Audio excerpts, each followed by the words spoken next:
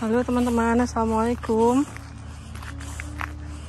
Mungkin sebagian teman-teman tahu ya, ada kasus penembakan di sini di Örebro, di kota di mana saya tinggal, tepatnya di Västhåga, Örebro, Swedia. Dan sebelum saya menceritakan kasus penembakan itu, saya ingin memberitahu teman-teman, saya tuh tinggalnya di sini, di apartemen ini. Dan saya mau mengajak teman-teman untuk melihat seberapa dekatnya rumah saya atau apartemen saya tinggal dengan lokasi kejadian penembakan. Bagi teman-teman yang belum tahu kejadian penembakan tersebut, jadi kemarin ya teman-teman, tepatnya jam 12.30 atau 12.33 itu ada kejadian penembakan di Ribbesgasskolan. Jadi Ribbesgasskolan itu sekolah bahasa bagi para pendatang asing. Termasuk saya, dulu saya sekolah di situ, sekolah bahasa di situ sekitar lebih kurang 2 tahun.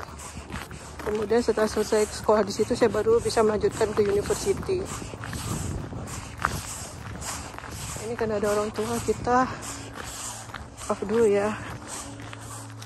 Jadi di sini teman-teman, kalau ada orang lewat seperti itu, kita nggak boleh mengarahkan kamera ke sana.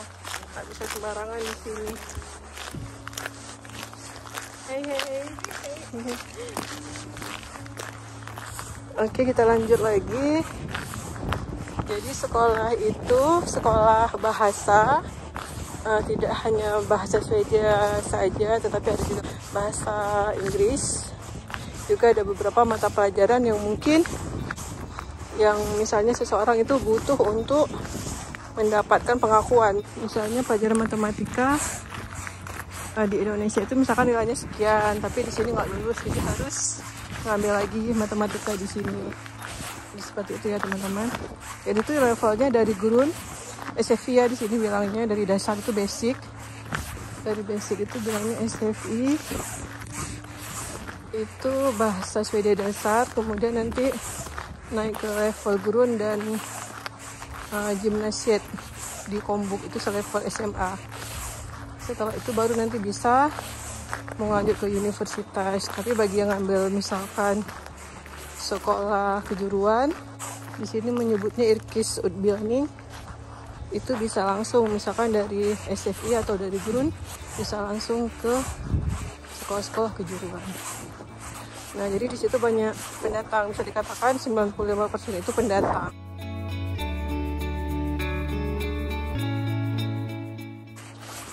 Kecuali beberapa anak-anak Swedia yang nggak lulus di SMA, mungkin ada 1-2 pelajaran yang mereka nggak lulus, kemudian dia harus mengulang di situ. Jadi kejadiannya kemarin teman-teman, ada seseorang, nggak tahu persis sih, 2 atau 3 orang, di sini masih simpang siur. Tapi yang udah pasti pada bilang 1 orang. Iya. Pada bilang 1 orang. Jadi mereka masuk ke sekolah dan menembaki para pelajar di sana.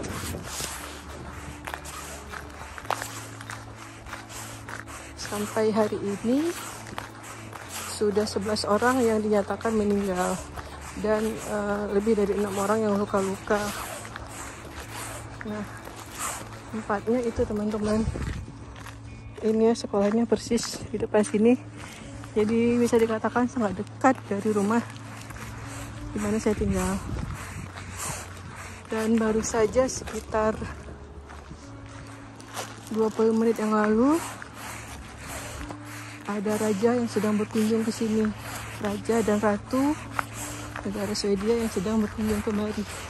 Saya nggak tahu persis mereka masih di sini atau sudah pergi.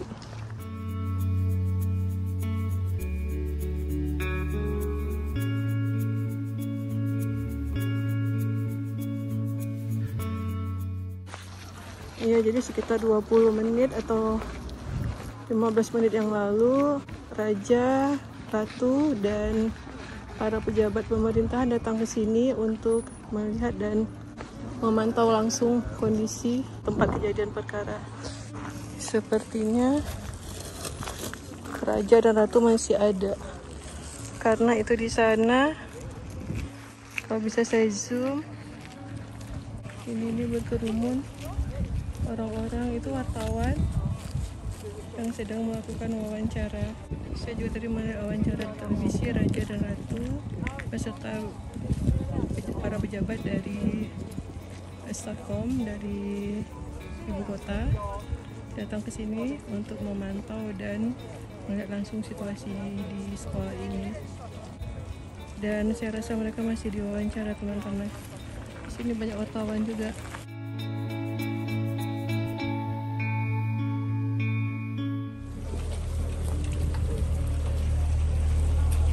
Jadi sekolahnya itu di situ, teman-teman. Ini sekolah semua. Coba kita zoom ya. Ini sampai ke ujung sana. Sekolah semua ini luas banget nih, itu sampai ke ujung itu juga sekolah semua. Tapi karena masih di police line, jadi tidak boleh ada yang ke sana.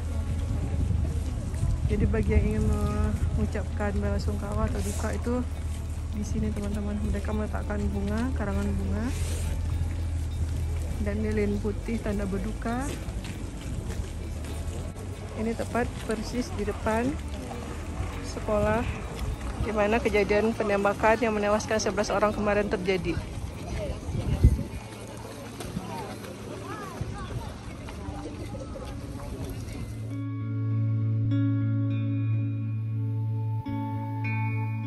Sungguh, teman-teman, tragedi yang sangat mengejutkan, buat kita semua shock di Swedia, karena ini bukan hal yang umum yang terjadi di Swedia. Apalagi penembakan itu terjadi di sekolah dan menewaskan para pelajar yang sedang belajar bahasa di Swedia. Ucapan belasungkawa ini terus berdatangan dari masyarakat yang tinggal di Örebro. Bisa melihat juga banyak wartawan di sini yang berdatangan dari berbagai negara juga, teman-teman.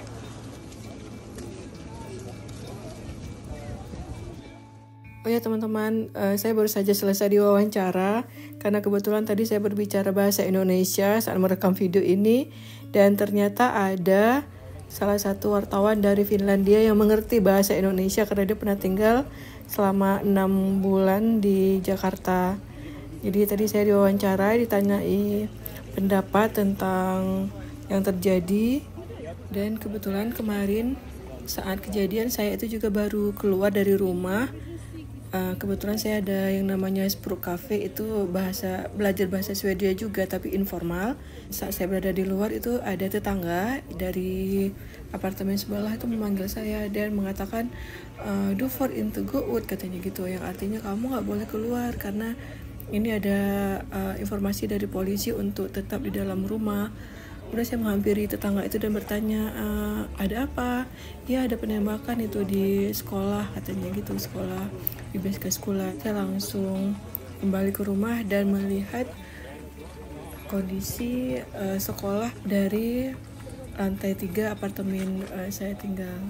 Jadi itu kelihatan, teman-teman, dari sini. Saya juga sudah menceritakan sama wartawan tersebut.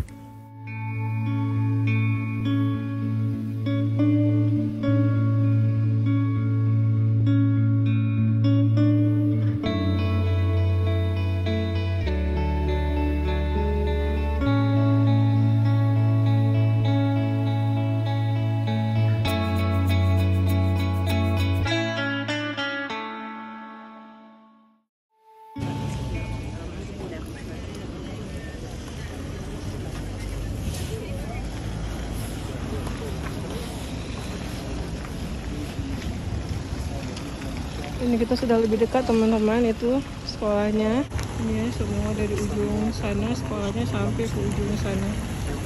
Semua sekolah, dan itu sangat luas ke belakang, teman-teman. Bahkan 2 hari yang lalu saya sempat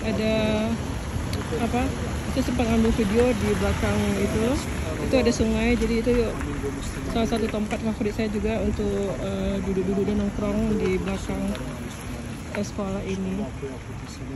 Ya, kita doakan saja semoga yang meninggal kalau dia muslim semoga husnul khatimah dan mendapat tempat yang terbaik di sisi Allah. Amin ya rabbal alamin.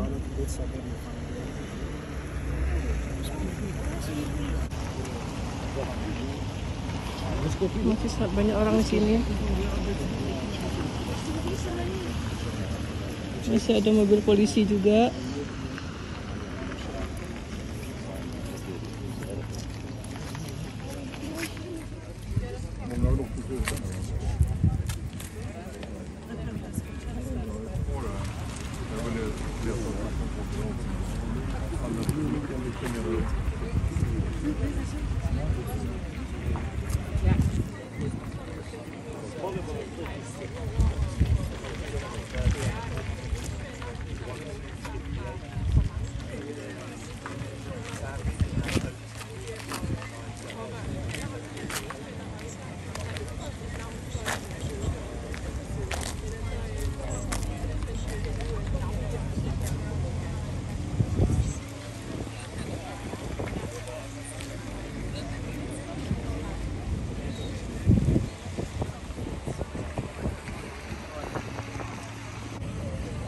Masih banyak wartawan di sini. Bahkan hampir semua sisi ada wartawannya. Ini juga. Ini juga.